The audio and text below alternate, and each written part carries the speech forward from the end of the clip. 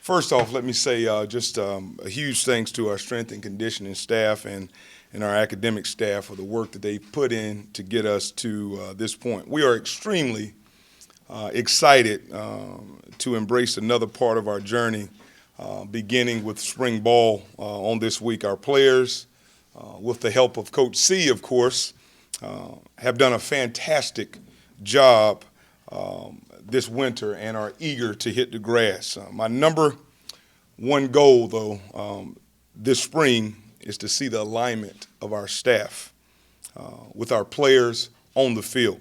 We have put a lot of time, a tremendous amount of time into growing the relationships, whether they've been business or personal, and this will be the first time we'll be able to view those relationships, business and personal, on the field in a huge and large environment. So we're really, really excited about that. But that's our number one goal, to see the alignment of our kids, of the staff, of all these men that put in all this time away from their families, how much working out has been going on, Coach C putting together different plans, but it's all going to get the chance to come together on Wednesday, and we're really, really happy about it. Our next goal is to make sure that from a coaching standpoint, that we get our players as fundamentally sound as we possibly can over a 15-day or a 15 practice period.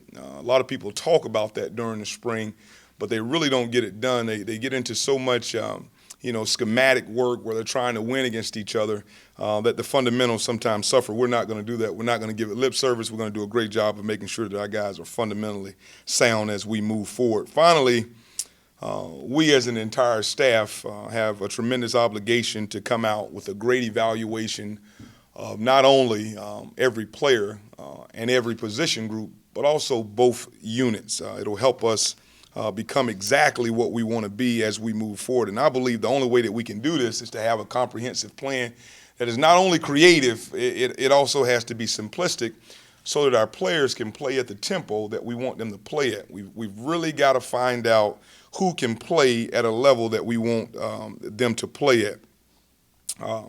So that being said, a lot of people start talking about offense, defense. I'm going to start this spring ball talking about special teams.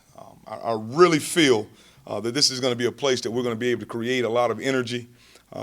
We are going to create an atmosphere that is conducive to a competitive nature amongst our best players, not just the guys that everybody is fighting and vying over a spot. I think this is going to be good. Field position, field position, field position. You've heard that in points. What our coaches and players have heard me say is that if you want to have a direct effect on a football game, you go score us a touchdown on special teams. I must say that I've been very impressed with Shannon Moore's attention to detail. He's one of the most detail-driven guys that I've been around from a special team standpoint, and our players have also noticed that. And they need to understand how important when it comes to winning football games and special teams in each play, how one play is an entire series. And we're really serious about that. And they also need to hear me say and hear our coaches say that you want to play in the National Football League, you better be building a special teams resume.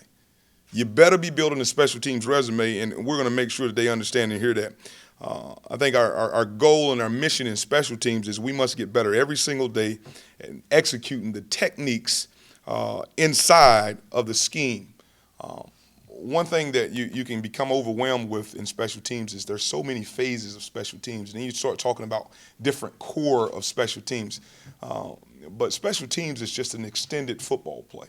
That's all that it is. It's a long football play where someone's got to catch, tackle, block, run, but we have to do that with tremendous effort and tremendous attention to detail.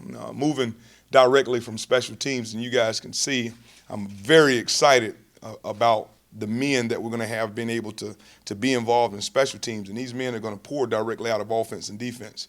We're going to have one team as far as special teams is concerned, and you won't see a guy that's going to be protected unless that will be a situation where we are, from a group standpoint, below our numbers. But offensively, we've got to learn how to operate, and we've got to learn how to execute, and it starts with our quarterback position. And let me say, I could not be more pleased at this point of the effort that our quarterbacks have put in with their coach, Tony Peterson, and then also the effort that they've put in by themselves working with our receivers, working with our backs, working with our tight ends, spending time in protection with our offensive line. They've been doing a good job. They've done an unbelievable job of coaching each position. A lot of emphasis in this winter and this spring will be directed toward us becoming a more effective, balanced football team. We know that we're going to have to be able to run the football in this league to be competitive and to win the way that we want to get things done here at East Carolina. We also know that we're going to have to be a great team throwing the football. So we are going to be driven in being a great balanced football team. And I feel like from film, we have not only pieces in our offensive front with the development of certain guys. We're never going to be the team that's going to be an acquisitional team. We're a developmental team. That's what we're going to be. I love that because we're going to get better and better and better. And Coach Wade is an unbelievable guy at developing talent at the offensive line position. But what we've seen on tape is that we do think that we have the pieces that we can use to become a more effective, balanced team. Now, from winter conditioning and their walking, talking, breathing resume, which is their tape, our skill position, I could not be more excited about. I think the competition level at our skill position is one of the best competition levels of any skill groups I've ever been around, whether that be at the tight end position, the running back position, the quarterback position, the receivers position as well. Really critical that we find out who the best people are and we get them on the field and we make sure that everyone gets a chance to show their talents. I'm very excited about where we are from an offensive standpoint right now. I think that we've taken this offseason very seriously. I think the guys that are playing in the positions that they've always wanted to play in and understanding their role, I think that the supporting cast that Coach Peterson has put together on offense from a standpoint of our graduate assistants and quality control really helps us get through this spring at a more effective rate because offensive football in the spring is usually one of the hardest things to coach for a lot of reasons. Defensively, they know a lot of what you've done. Of course, if you've been there every day and if you're seeing the same thing every day, it's very hard to overcome some of those things offensively. And then also offensively, if you're putting in a new system, it's kind of hard in spring because everyone's learning and everyone's trying to show what they can do. But we're really excited about the effort and energy that they've put in. Defensively, wow. We want to see our defensive front take a major step, which we think that they're really, really capable of. And I have been excited from day one to be able to have Deke Adams come and join our staff, who's been directly responsible for the tutelage of multiple draft picks and has done a great job of coaching that position and just been tireless at making sure that we get the most out of each one of those players. And I'm really excited about what that group can do. I can't say enough about the excitement that we've had from a coaching standpoint of watching Jordan Williams and Deshaun Amos really dominate an offseason. And from a standpoint of being where you're supposed to be, doing what you're supposed to do, as well as you possibly can do it. Those guys have been exceptional. Our coaches are well. We've seen them, of course, on tape. All of us are a little bit anxious because we haven't really seen the product on grass from an eye standpoint. So we look forward to that this Wednesday. And the last thing about our defense is Coach Thompson has put together a scheme that we have some history with, and I love the continuity of our staff with Coach Smith and the continuity with players with Coach Smith because we have a history with this scheme, but I think our scheme now is going to allow us to be a little more aggressive from different standpoints, but it's also going to utilize our speed and our athletic ability, and I cannot wait to see us run to the football on defense. And then lastly, my challenge is competition, not just to our players, not player to player, it's position to position, it's defensive unit to offensive unit, it is coach to coach. I think is coach to coach from a standpoint of can our coaches be better the next day? Am I better today than I was yesterday? That competition level remains with me. We need to understand that iron sharpens iron, and I want to find out really quickly who on our team is going to thrive versus those people connected to our program that are here simply to survive. The people that thrive in a stressful situation are going to be a part of the football club that we put together moving forward throughout the spring and into the summer and the next phase of our program. So we're really, really excited about where we are. At this point in time, if you have any questions, I'm going to try to answer some of them. So. In terms of the winter conditioning program, what were some of the biggest changes or challenges that you put on the players that were probably a lot different maybe than what they had been doing up to that point? So I really can't, comment on what they were doing previous to I got here because I really don't know. But I know what we do. And what we do is, it's not winter conditioning. What we do is discipline and conditioning. You don't just approach the line and run 50 yards. You approach the line maybe 2 inches away from the line with the next man behind you 2.5 yards, with the next man behind you 5 yards, and everybody broken down into a gear. And if anybody in that line doesn't go right, it doesn't count. So we're rolling again. It's directly connected to what we feel is going to change us in the third and fourth quarter of football games from a penalty discipline standpoint, but also is going to hold each man in the group accountable and let everybody know that we're only as strong as the strongest link in our chain, because we're not going to have any weak links. Coach, after meeting with the media so many times and meeting with fans and going to this and that and meetings and everything, how is it for you personally finally to get out there and kind of get in your element with the players? That is a great question. It's where we feel most comfortable at. There's no question about it as coaches. But more than anything, I'm getting comfortable in the new role. So I'm going to have to go all over the place. So I'm excited about seeing offensive football, defensive football, special teams, coaching the details. But I am extremely excited about, now I love the media. Let me say that. I love you guys. But nothing like I love our players and watching our players get better on a day-to-day basis. What I miss right now more than anything is being able to see practice 1 and then going back on tape and watching practice 5 and seeing a player reduce his pad level by 6 inches, or see a player reduce his base or come off the football, strike better with his hands. Right now, that's a part of the coaching aspect that I'm missing right now. So that's going to be a great feeling for me over the next 2 to 3 weeks.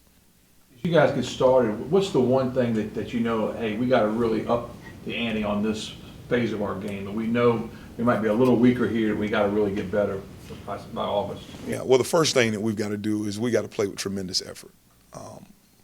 I want 11 people on the field, whether that be offense and defense and special teams, to be held accountable from playing to the echo of the whistle.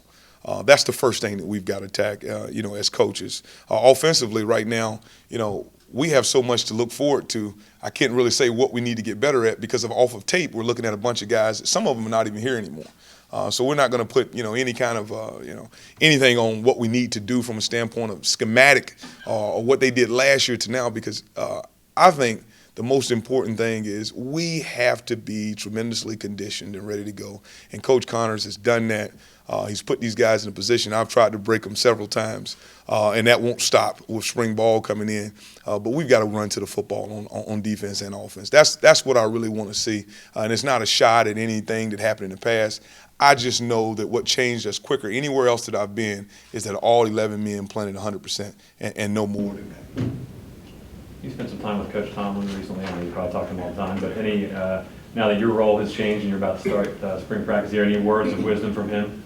Just be my best self. Do the things that the people have trained me at this point in time and tutored me, and just continue to be myself. And that's exactly what we've tried to do throughout the process. I'm humbled to be able to talk to such great people and great mentors, but at the same time, this is what I love to do. I've been doing it a long time, and I've gotten to this point by a lot of people helping me get to this point. But there's also a competitive nature that lives inside of me that can't wait until Wednesday.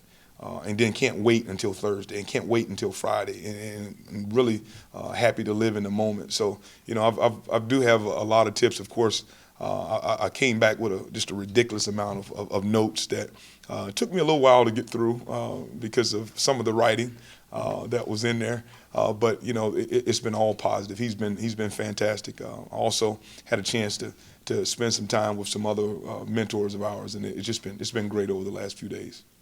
How much will you reflect on you being a player and being in that situation and kind of getting with your players and knowing what they're going through in a spring drill and kind of relating to them in that way? One thing that we talk about is, no one really cares about your problems. Certain people are happy that you have problems. And that's what I want them to understand, that it's going to come a time in this spring ball, and I understand it as a player, where you just hit a wall. You hit a flat wall, and there's nothing you can do about that wall but to run right through it. That's where they're going to have me at. It's not going to be, oh, you can do it. I'm going to push it. I'm going to force them through some of these walls that they're going to come to. From a player standpoint, once you're a player, you never forget being a player.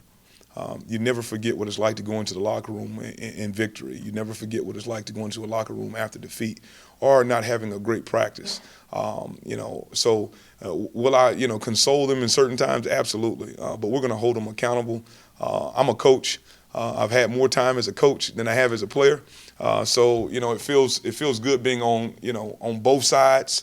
But I do understand that you will hit some walls that you need to be forced through. Coach, I haven't noticed running back Marquez Grayson not on the roster. Can you just address his status? Yes, Marquez Grayson, he will not be a part of our football team moving forward due to violation of team rules. As you mentioned, are you looking at guys on tape? Have you thought about position battles at all, or is that a thing that's going to start tomorrow night? I thought about position battles the day that they announced me as the head football coach at East Carolina. So, yes, I think that's the only way you can be competitive. I'll give you a great kind of a scenario. In 2010, in Pittsburgh, I think we drafted Emmanuel Sanders and Antonio Brown. And kind of what I used was the two dogs, one bone. And I felt that every single day when they came to work, their position battle made them great, and it made them great quick. We thought we were going to have them ready in 2 years. They were ready to go in 2 weeks as the season went on because of that, competition with inside of the group. So absolutely, I'm trying to find more ways to create more competition. People want to, if someone wants to be ordained or, this is my job, that's not the way that it kind of happens here. You have to go out and earn it on a consistent basis. But when you earn it, it's yours. So what's been different for you from what your preconceived notions of East Carolina were when you got here? What's kind of been new and different? What you like? What is different? Well, East Carolina football is everything. And that's something that I had a preconceived notion on, that it was going to be everything, and I wanted it, and it has not let me down whatsoever. I'll tell you that Pirate Nation has been unbelievable. What I didn't realize is how great our kids were here. I didn't know that. I thought, and a lot of times when you work with kids for so long somewhere else, you become connected to the hip at them. You're like, oh, these are the greatest kids in the world, which they were great kids. But then I came into this family, and with these kids and these young men, and every day it was something else that made me fall in love with a different aspect of them that I didn't even know I could. It was a part of me opening up that I didn't know that I had. And we've learned and we've grown together, and they're becoming better men, and I'm becoming a better mentor. So the guys in the locker room is something that I wasn't ready for. That I didn't know how special they were. I knew they were going to be great guys, but I didn't know how special they were. They came in every single day that we asked them to work, and they worked. Even though some of them had to roll off the field, some of them couldn't walk off the field, but they did it. They showed up the next day. There wasn't an excuse being made about I can't do this because of this. I can't. Just no excuses and no explanations from these guys. I've been very impressed with that.